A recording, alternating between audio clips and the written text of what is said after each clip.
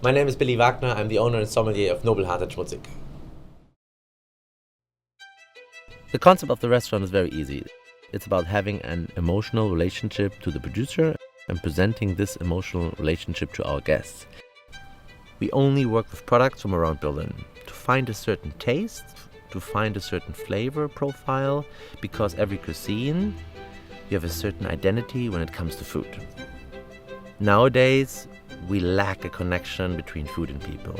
We buy groceries in supermarket, everything is pre-packed, we don't know the person who's growing the food anymore, and we try to fill in this gap.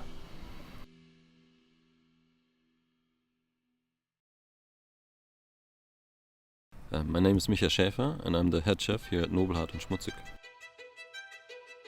We cook locally local. That means we only cook with products from around Berlin. That has come to a point where, to me, it has become political and kind of personal, where I have realized I can move something, I can do something, I can change something. After a while, we figured out that it's most important to us to get our produce directly from producers, to work with the producers without anyone in between, and to develop a future together. If we cut out these trading companies that are normally in between the producer and the chef, we can have a relationship with the producer directly, not just as gastronomy, but also as individual people.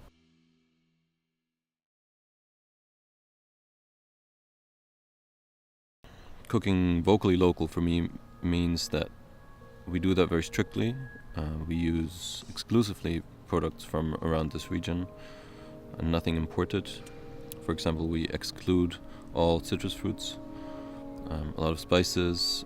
We don't use imported meat or vegetables, and that is a creativity through limitation for me.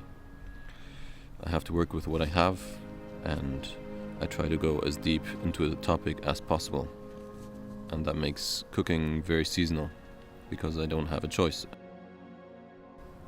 When it's winter, like it is right now, last night it was minus 18 degrees outside of Berlin and everything froze over. So for tomorrow I have a problem with fish, for example. So I have to serve meat instead.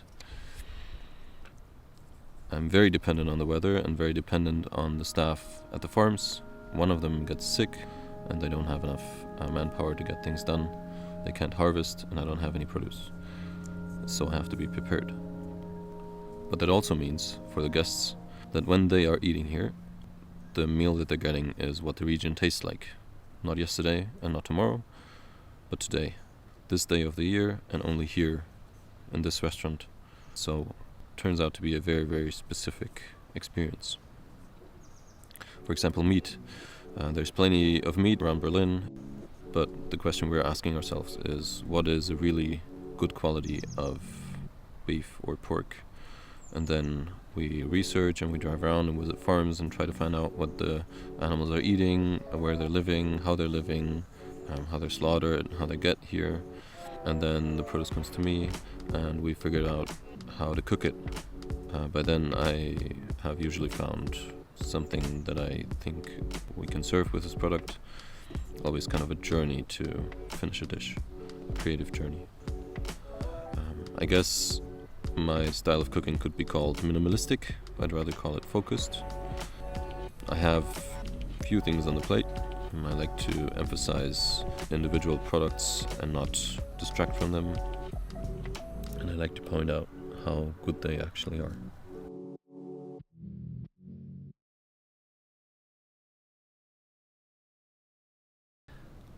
Wine-wise, I never did an apprenticeship. A lot of my free time I spent visiting wineries, visiting fairs, talking to winemakers, understanding what they do, why it tastes like that. I never went to school for wine. In my history, I have always worked in restaurants where they have a very strict concept when it came to wine, and it helped me to create my own vision of wine. My wife would laugh about it, but I have a certain opinion about certain things. It might not be the right opinion about everything, but it's my opinion, and I'm gonna present it in my way. I'm a very bad salesperson.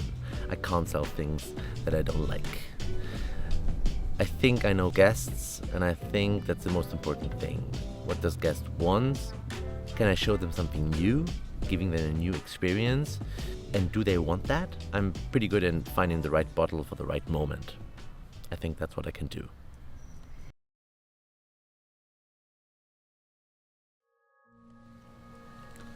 I have no idea how I find my producers. Sometimes people come to me, they hear that I like to work directly with producers or that I like to work with regional products, and they come here and show me their stuff. Or sometimes I would hear of somebody who does very good milk products or who smokes fish really well, and it's mostly through other people, and it's kind of a networking thing.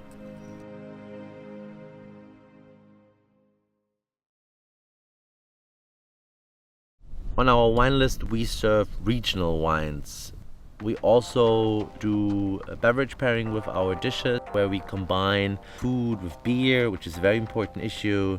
Sometimes we use homemade juices for the pairing, or even some fruit wine.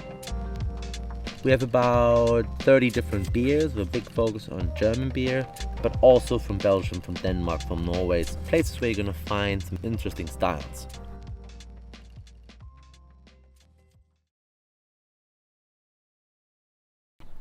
Most of the staff in a restaurant are kitchen staff because the restaurant is built around the kitchen, so as chefs we have a lot of contact with the guests.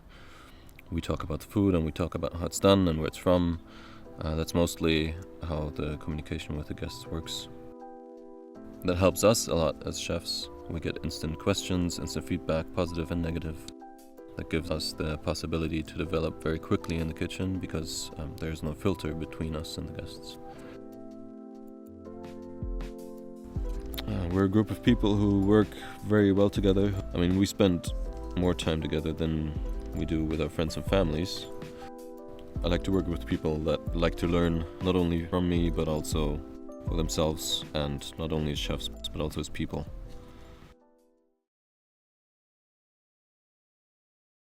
The restaurant is a bit like a cave. Doors closed. It's a very cozy feeling, it's a warm feeling, light-wise, temperature-wise. You don't have a window, you can't look outside. You're focused on the stage, which is the kitchen. We have a different value system, which is especially easy to understand for a younger crowd. We have natural materials, everything has a certain haptic. You're gonna touch it and you're gonna feel something. It gives a certain warmness, I think. We have old cutlery from the flea market, we have old napkins unused, and they have different cottons, different linen styles. They have a certain softness. We work with Salto glasses, which are mouth blown, very light, very sensitive glasses. And our plates come from one studio. They even fix them if possible. Each single dish or plate, cup, bowl is handmade, and it is completely unique. Dirk understands that the quality of doing something with your hands is giving each plate or bowl a certain uniqueness. It has to be fine, it has to be elegant, it has to be interesting looking. But it's also a very quiet plate. He knows that you need a plate that allows the person to eat the dish in a certain way, so that it gives a certain focus on the food.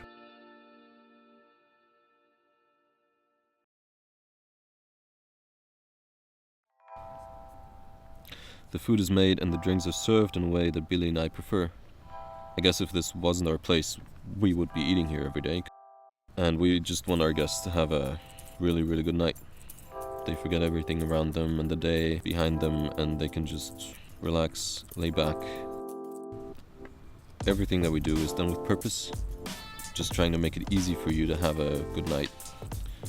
Time and place doesn't matter so much anymore, and you're just taken care of, and I just serve whatever I think is best. We want our guests to experience coming down after an exhausting day, relaxing, drinking a glass or 2 or 13. We try not to take everything so serious. We try to make a little bit fun of everything what we do. At the end of the day, I'm always saying that the restaurant is not for the guests.